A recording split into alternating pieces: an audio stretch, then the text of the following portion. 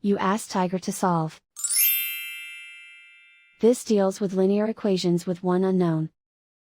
The final result is m equals 10. Let's solve it step by step. Group all constants on the right side of the equation. Subtract 9 from both sides. Simplify the arithmetic.